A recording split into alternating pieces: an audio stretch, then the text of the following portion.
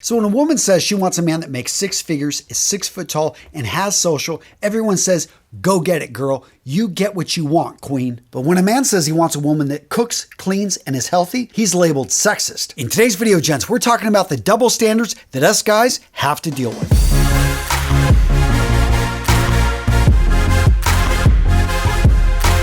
Now the points I'm going to be revealing today were pulled out of our community tab here at Real Men Real Style. Seriously, gents, if you haven't checked out the community tab here at Real Men Real Style, you're missing out. In the community tab, you can get in there, leave comments, vote, interact with us, and we love hearing from you guys. Now, with that first comment, Tony Sosa had a point, but I like what P. the Smith had to say. They're calling you sexist because what you should have said is you're looking for a woman who is nurturing, wise, resourceful, and who would be a good mother. I have to agree. P. the Smith has a good point. The way that you word things is key to the way that people understand them and the way that they hear them. And I really liked his wording a lot more. So if you're looking for a partner, I would probably choose to use his words. Now, we had a couple guys jump in and immediately say, you know, women nowadays, they're all too selfish. Had another guy say that women think they should be able to be fat and disgusting and sit around the house and be able to get a high quality man. Gents, I want to nip this in the bud. If you think that making big generalizations like that and trying to categorize half the population as being this or that is going to solve your problem, you are mistaken. As a man married to a woman who I consider to be one of the most selfless people I've ever met, her mother actually giving her a run for her money, the point being is you can't make broad generalizations like that. Yes, there are some very selfish women, but as a man raising 3 daughters who I see the way they take care of each other, the way they look out for each other and their brother and their family, this is something that I find insulting and really I think is an impediment to you being able to find happiness. I think the point I want to make with this comment is it's great if you've got standards, and it's even better if you can express those standards without offending a lot of people as you're out there looking for a partner. But just because you've run into some people who perhaps have not treated you fairly or you've perceived to be selfish, be careful about generalizing a huge part of the population as all being like that. And speaking of double standards, let's talk about initiating fun in the bedroom. Come on, guys, it always seems like it's on us, right? But what happens when you can't get it up? Yeah, we're talking about ED, erectile dysfunction. Gents, whether you've been in a relationship for years or you're excited just to get out there and start dating and engaging with people again, when the time comes, you want to be ready. When I say ready, I mean Roman Ready. Now guys, Roman is a sponsor of today's video, and I've talked about this company for years because I love what they do. Roman makes it easy for you to deal with ED privately, discreetly, in your own home. Seriously, this is an issue that 52% of men will deal with in their lifetime. The way it works is simple. With Roman, you get a free online evaluation and ongoing care for erectile dysfunction, all from the comfort and privacy of your home. Gents, things are opening back up, and Roman wants to make sure that you can get out there and participate. Gents, when you're Roman ready, that means that you're confident that you can literally rise to the occasion. So, how does Roman work? To get started, go over to getroman.com/RMRS. Using this link, gents, you get a free online visit, and if approved, you'll get $15 off your first order of ED treatment, plus free 2-day shipping. Again, gents, that's getroman.com/RMRS for $15 off your first order. Next double standard, when it comes to dating. For men, it's like a job interview.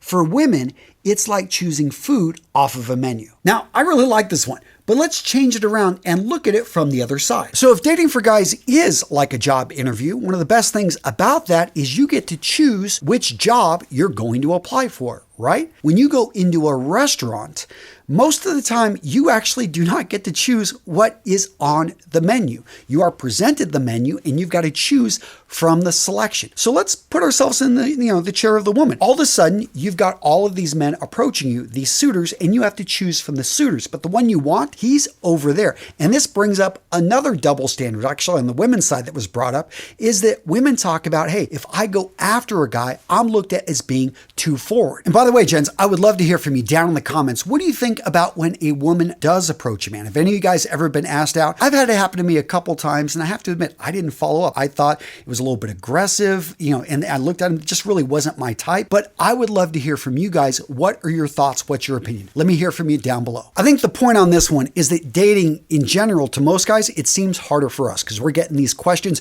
We're having to measure up, but there are ways to flip this. And a lot of you guys know this. Hey, actually play the field. field, look at other options. All of a sudden, you become the one that's being sought after. Yes, you engage with her, you got it started, but she's got to measure up to your standards. Notice how we keep coming back to standards? And I think this is key. So many guys, and they've shown this there was a whole study on speed dating in which guys had standards, they had a checklist of what they were looking for, and all that went out the window as soon as they see a pretty face. And that is a very hard thing as a guy not to do, because you're like, oh, I've got a pretty good chance. I'm going to go with this. And most of us will, including me many times. Point being, though, is you've got to set what's important for you. Make sure to write this down. Make sure to put it out there so you know truly what you're looking for. Yes, you may go off path, one night or maybe a few nights, but hopefully you can get right back to it, because if starting a family, if actually finding someone that is financially fit, if those things are important to you, you want to make sure early on in the process that that's important to her. Next up, we got Vic chiming in, and he's saying that women say that they want to be equal.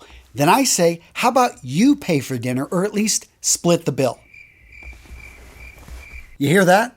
Nothing but crickets. Now, again, this comment can easily fall into the trap of generalizations, because we had another gentleman, Ethan, jump right in, and he said that every single woman he's gone out with has happily split the bill with him. And Magtau PL points out that this is the norm over in Germany, and from what I hear, in many parts of Europe. Now, a lot of guys jumped in and said the problem is that women want it both ways. They want to be equal when it's convenient, and they want men to be men, aka to step up and do things for them when it's convenient. And I see what these guys are saying. There are women out there that will take advantage of men. That being said, and I'm going to sound like a broken record saying this, have your standards and stick to them. And that's one of the hardest things, because you want to bend it because she's absolutely beautiful. Just this one time, right? No, it's much easier to stick with your standards 100% of the time than stick with them 99% of the time. Once you bend, all of a sudden she knows you're going to bend. But if you have your standards, hey, we always split the bill. I always expect you to pull your own weight. You're a partner, and that's what I'm looking for. Doesn't matter how beautiful you are, how much, I like, we like our nights together. You've just got your standards.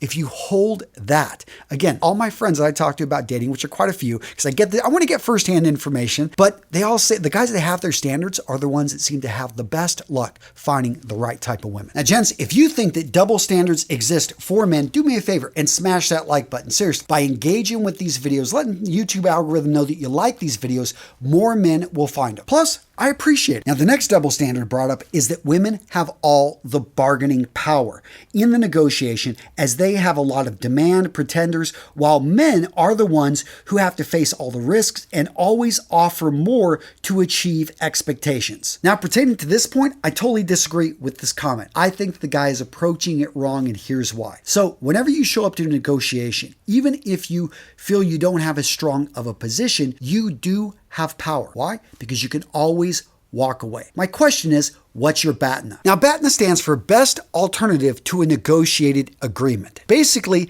this is your bottom price. This in a negotiation that's the minimum that you're going to stand for. These are your standards, what they must meet for the negotiation to go forward. And the whole ability of you to be able to have a negotiation is that that person wants something from the relationship. You want something from the relationship, and hopefully there is an overlap. If there is no overlap, guess what, guys? This is a relationship you probably should you should not engage in. Seriously, negotiation imbalances only happen by people that don't know how to negotiate. Believe me, that's probably most people out there. So if you understand, again, you set your standards, you know what you want to get out of life, you know what you're looking for in a partner, simply hold that standard to be true when you're engaging with this person, when you're measuring them up. And you're going to find, unfortunately, most people probably are not going to meet that standard, and you'll need to move on. When a woman says, I won't date a guy who's under 5'8", fair enough, people have their standards. Whenever you say, I won't date a woman that weighs over 130 pounds,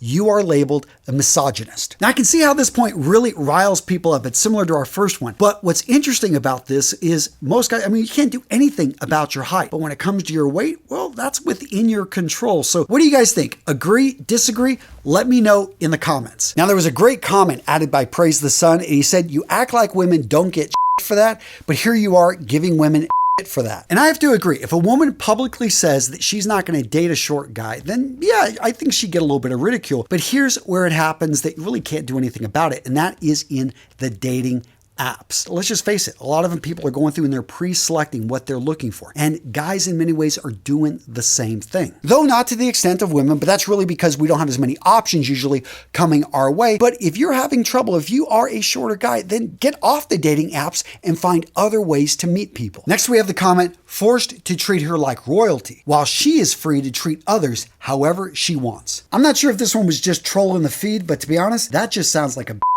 and you need to get out of that relationship. Now, this one made me crack a smile, and that is Larry. He said that a woman will never say, I can't afford to go on a date. Now, this one seems to be insinuating even beyond food. If you're going to go do something together, you're going to see a live event, it's expected a lot of times that the guy pays for it. I do think if you ask somebody out, and I'm a little bit old-fashioned, I would still think to pay for a date, but I haven't been dating for a while. Again, I want to hear from you guys down in the comments below. Do you think that you should pay for the first date? I want to hear from you guys down below. Now, in that community post, there was actually some really great advice. Blue Note said, as a woman, I don't understand why guys even date women with height requirements for their partner.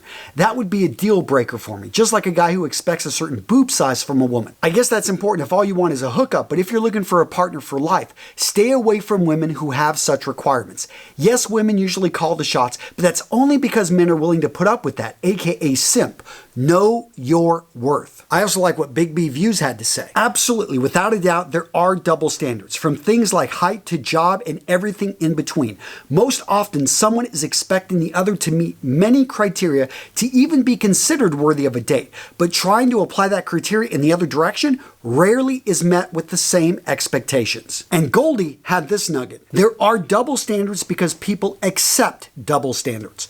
No one is obligated to date you. If you are someone who does not have attributes that transcend the double standard, you either have to convince the judge to stop the double standard or make personal changes to nullify the double standard. Complaining about the double standard is a waste of time. Now, Goldie, that may be true, but it sure makes for a fun video. So what video to watch next? How about innocent things that guys do that women, for some reason, find disgusting? What am I talking about? Gents, click on this video to find out.